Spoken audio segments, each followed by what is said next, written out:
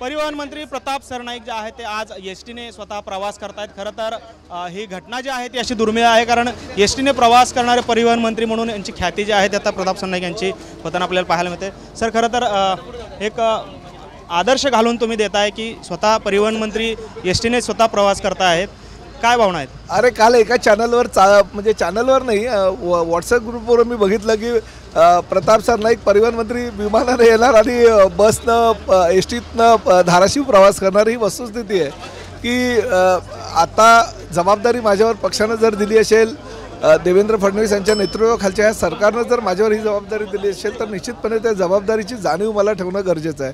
आणि प्रामुख्याने एसटी प्रवास करत असताना प्रवाशांच्या काय समस्या आहेत त्यांच्या एक मंत्र्यांकडून किंवा माझ्या डिपार्टमेंटकडनं त्याला काय हवं आहे, प्रामुख्याने सगळ्या डेपोची मी पाहणी केली असताना एकच गोष्ट माझ्या निदर्शनाला आली की समस्या सारख्या आहे। एस टी बसेस वेळेवर येत नाही, बसेसची दुरावस्था झालेली आहे, प्रसाधनगृह अस्वच्छ आहे आणि डेपोमध्ये स्वच्छता नाही आहे, आम्हाला कॉपरेशन आमच्या कर्मचाऱ्यांकडनं मिळत नाही। ह्या सगळ्या गोष्टी प्रवाशांकडनं जाणून घेण्यासाठी मी एस टीनं प्रवास करतो, जेणेकरून आमच्या जी लोकं आहेत, प्रवासी जे आहेत त्यांना जास्तीत जास्त सुविधा आपल्या ह्या महामंडळाच्या माध्यमातून देता येईल का याच्यासाठी मी प्रयत्न करतो आणि त्या माध्यमातून हा एस टीचा प्रवास मी करत असतो। बस डेपोची पाहणी करत असतो, प्रसाधनगृहाची सुधारणा कशी करता येईल याचा प्रामाणिक प्रयत्न करत असतो। आत्ताच सुरुवात केलेली आहे, त्यामुळे भविष्यामध्ये ह्या सगळ्या गोष्टीची पूर्तता व्हायला वेळ लागेल, परंतु मी प्रयत्न करतो आहे। खरं तर एस टीच्या गेल्या अनेक वर्षांपासून केवळ चर्चा होते, आंदोलन होतात, उपोषण होतात, अनेक दिवस आंदोलन उपोषण चालतात।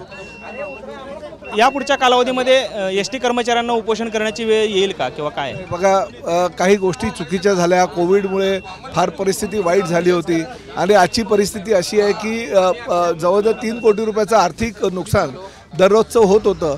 आपण आता काही जी भाडेवाढ झाली त्यामुळे हे नुकसान काही प्रमाणात भरून येत आहे, परंतु एक गोष्ट मात्र नक्की की काही ज्या एवढ्या वर्षाचा बॅकलॉग एकदम तर मला 2 महिन्यात भरून काढता येणार नाही, त्यासाठी काही कालावधी लागेल आणि जनतेनं पण विचार केला आहे, प्रवाशांनी सुद्धा विचार केला आहे, कारण 52 लाख प्रवासी संख्या माझ्या आहेत, 14,300 बसेस माझ्या पूर्वी होत्या, आता मी जवळजवळ 400 ते 500 नवीन बसेस त्यात टाकलेल्या आहेत। त्यामुळे ह्या सगळ्या सुधारणा करण्यासाठी मला थोडासा कालावधी लागेल, परंतु एक गोष्ट मात्र नक्की की ज्या पद्धतीनं एक प्रवासी विमानसेवा आपण चांगल्या प्रकारे चालू शकतो, तशाच प्रकारची प्रवासी बससेवा चांगल्या प्रकारे चालून प्रचंड मोठ्या प्रमाणात फायदा होणार नाही, पण छोट्या छोट्या गोष्टींसाठी तरी मला सरकारकडे हात पसरावे लागणार नाही अशी मी व्यवस्था आणण्याचा प्रामाणिक प्रयत्न करतो। खरं तर आपण पाहतो की सातत्याने बातम्या पाहतो की एस टीचं चाक निकळलं, अनेक अपघात झालेले आहेत, रस्ते खूप चांगले झालेले आहेत असं एकंदरीत प्रवाशांचं म्हणणं आहे। मात्र त्या तुलनेत एस टी बसेसने कात टाकली नाही आहे, अनेक जुन्या एस टी बसेस अजून धावत आहेत,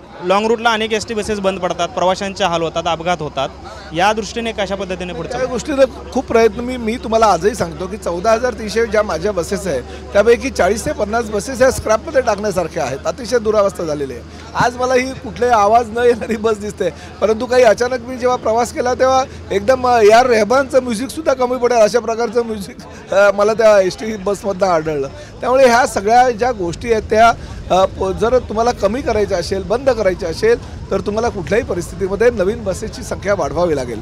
मी पंचवार्षिक योजना आखली आहे, प्रत्येक वर्षाला 5,000 बसेस जर आपण घेतल्या तर मला 5 वर्षामध्ये 25,000 बसेस मिळतील आणि प्लस ह्या स्क्रॅप झालेल्या बसेस सोडून 5,000 म्हणजे 30,000 बसेसच्या माध्यमातून मी महाराष्ट्रातील प्रत्येक गावाखेड्यामध्ये बस पोहोचू शकेल। म्हणजे जी संकल्पना होती की एस टी तिथे गाव तिथे एस टी, पण माझी संकल्पना अजून वेगळी आहे। एस टी म्हणजे शेड्यूल ट्राईब ज्या परिसरामध्ये राहतो, डोंगर दऱ्यांमध्ये आदिवासी बांधव आपला राहतो, त्यांना म्हणजे पाडा तेथे बस, एस टी तेथे एस टी अशी माझी नवीन संकल्पना आहे आणि ती पूर्णत्वाला नेण्याचा माझा प्रयत्न आहे। मला ह्याची सुद्धा कल्पना आहे की त्या ठिकाणी वर डोंगर दऱ्यांमध्ये चढणारी एस टी जी आहे ती छोटी बस घ्यावी लागते 7.5 मीटरची, ती पोचत असताना किंवा तो प्रवास करत असताना त्यात नुकसान असतं, परंतु ठीक आहे काही गोष्टींमध्ये नुकसान तर काही गोष्टींमध्ये फायदा, परंतु राज्यातल्या तळागाळातल्या सर्वसामान्य प्रवाशांना सुविधा त्यांच्या गावापाड्यापर्यंत देणं हे आमचं कर्तव्य आहे आणि त्या कर्तव्याला आम्ही पूर्ण उतरू।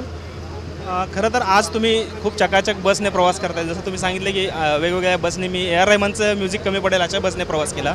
लवकरच आता 3 तारखेपासून बजेट अधिवेशन सुरू होतं आहे, कशा पद्धतीची मागणी या संपूर्ण बजेटकडून अपेक्षित आहे? मागणींची पूर्तता करण्याचं आश्वासन मला माननीय अजितदादा पवार यांनी दिलेलं आहे. आणि तुम्हाला कल्पना आहे की आमच्या पक्षाचे प्रमुख आणि उपमुख्यमंत्री एकनाथ शिंदे साहेबांची संकल्पना आहे की जास्तीत जास्त प्रवाशांना सुखसुविधा देण्यासाठी त्यांनी त्यांच्या कार्यकाळामध्ये प्रामाणिक प्रयत्न केले आणि त्यापेक्षा जास्त अधिक प्रयत्न त्यांचा एक सहकारी म्हणून आणि त्यांचा खात्याचा मंत्री म्हणून मी करतोय आणि मुख्यमंत्री म्हणून देवेंद्र फडणवीस या कामे आम्हाला सगळं सहकार्य करतायत. उद्या कदाचित सकाळी संजय राऊतांकडून टीका होऊ शकते की विमानाने प्रवास करणारे मंत्री आता एसटीने प्रवास करून स्टंटबाजी करताय, कसं उत्तर? माझं संजय राऊतांना एकच सांगणं आहे की ते विमानानं खूप प्रवास करतात, मोठमोठ्या आलिशान गाड्यामधनं प्रवास करतात. त्यांनी पण एस टीतनं प्रवास करणं जर सुरुवात केली तर एस टीच्या कर्मचाऱ्यांचे काही प्रश्न आहेत, आमच्या प्रवाशांचे काही प्रश्न आहेत, ते प्रश्न घेऊन त्यांनी जर सकाळी समोर सांगितलं की हे प्रश्न सोडवा, तर एक मी त्या खात्याचा मंत्री म्हणून त्यांच्या सगळ्या गोष्टी ऐकील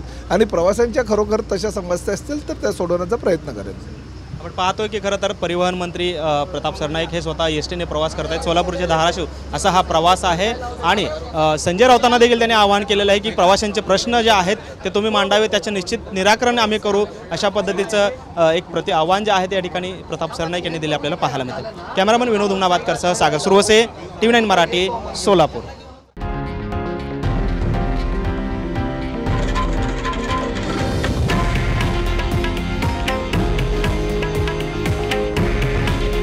हे आहे देशातील नंबर 1 न्यूज नेटवर्क आणि आपण पाहत आहात TV9 मराठी.